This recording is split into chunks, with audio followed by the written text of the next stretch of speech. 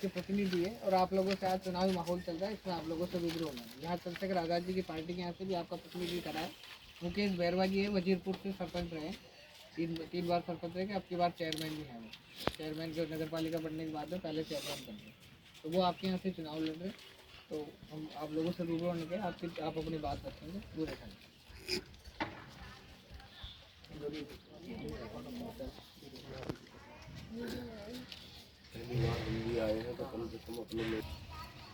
साथियों, आपके बीच में भीम आर्मी के जिम्मेदार हैं पीएम मोखरिया जी, इंदौरिया साहब, यहाँ बैठे नौजवानों, बुजुर्गों, प्यारे बच्चों, जहाँ तक मेरी आवाज़ जा रही हो, पर्दा नसीमा और सभी दोस्तों, मैं आपके बीच में गाजियाबाद से, गाजियाबाद यूपी में ही है लेकिन दिल्ली के बगल में है। भूरे खां नाम है, नाम तो मुरसलीन है असली, लेकिन बुजुर्गों ने बिगाड़ के भूरे कर दिया, तो अब वही चल रहा है। तो आपके बीच में दावत का पैगाम लाए। दावत देना हमारा काम, हिदायत देना अल्लाह ताला का काम, हमारे हाथ में नहीं है, लेकिन अल्लाह ताला का वादा है कि जो कोशिश करते हैं अल्लाह ताला उनकी मदद करता है, और जो कोशिश नहीं करते अल्लाह उनकी मदद नहीं करता। और अल्लाह ताला सबका है, हमारा ही नहीं है। अल्लाह ताला सबका है, हिंदू, मुसलमान, सिख, ईसाई, जैन, बौद्ध, पारसी, अगड़े पिछड़े, दलित, सबका है। जो कोशिश करेगा अल्लाह उसी की मदद करेगा। इसी जमीन पे जिसने कोशिश की अल्लाह ने उसकी मदद की। मगर हमने आज तक, हमारी बीमारी क्या है, हिसाब लगाए ना, 75 साल भारत को आजाद हुए हो गए, और 75 साल की आजादी में जब आजादी की लड़ाई हो रही थी तो उस लड़ाई को हिंदू मुसलमानों ने मिलकर लड़ा, और मुसलमानों ने उसमें ज्यादा कुर्बानी दी, और मुसलमानों में भी हमारे उलमाए किराम ने अपनी गर्दनों को कटाया। इतिहास और तारीख ये कहता है कि दिल्ली से लेकर लाहौर तक ऐसा कोई पेड़ नहीं था जिस पे हमारे उलमाए किराम की गर्दन ना लटकी हुई थी। हमारे उलमाए किराम ने अपनी गर्दनों को कटा करके भारत को आजाद कराया। आजाद होने के बाद में हमारे देश में संविधान बना, कानून बना। उसी संविधान ने चीख के कहा, है भारत में बसने वाले लोगों, अब इस देश में ना कोई छोटा, ना बड़ा, ना बड़ा, ना पिछड़ा, भारत में बसने वाला हर इंसान बराबर है। और उसी संविधान ने बराबरी का दर्जा देने के लिए एक वोट का ताकत दिया कि नहीं दिया? वोट चाहे पंडित का हो, जाट का हो, ठाकुर का हो, यादव का हो, सिख का हो, ईसाई का हो, हरिजन का हो, मुसलमान का हो, किस वोट की कीमत सबकी बराबर है कि नहीं? जब कीमत बराबर है तो 75 साल से सब वोट दे रहे हैं, हम भी दे रहे हैं, दूसरा भाई भी दे रहा। ईमानदारी ये है, फायदे में जाए सब जाए, नुकसान में जाए तो ईमानदारी यही है ना। मगर हमारे देश में क्या हो रहा, पंडित जी वोट दे माल खाए, बनिया वोट दे माल खाए, जाट वोट दे माल खाए, ठाकुर वोट दे माल खाए, सैनी वोट दे माल खाए, अल्लाह वाले वोट दे तो मार खाए। वोट की कीमत बिल्कुल बराबर है कि नहीं?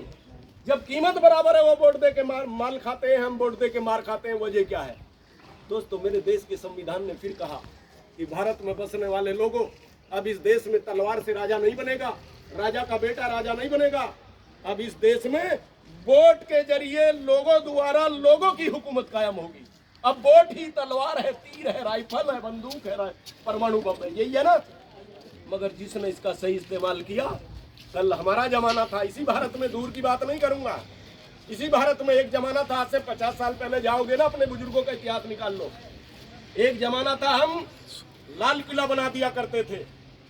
लाल किला बनाने वाले आज अपनी गली का खड़ंजा नहीं बना सकते। कल लाल किले पे बैठ के सबको इंसाफ दिया करते थे।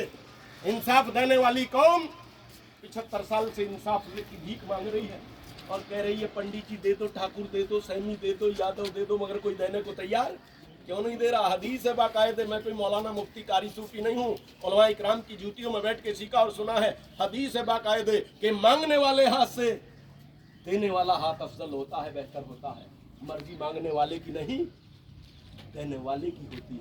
तो देने वाला हाथ पैदा करो, और दुनिया में देने वालों की भीड़ यहाँ इज्जत होती है, मांगने वालों की कोई इज्जत। दुनिया में देने वालों के यहाँ भीड़ लगती है, मांगने वालों के यहाँ भीड़ हो रहा ना हो रहा। आओ हिसाब लगाएं। 75 साल भारत को आजाद हुए हो गए। इस आजादी में, इस वोट के जरिए हमने, इस आजादी में 75 साल में हमने क्या खोया, क्या पाया, हिसाब क्यों लगाएं?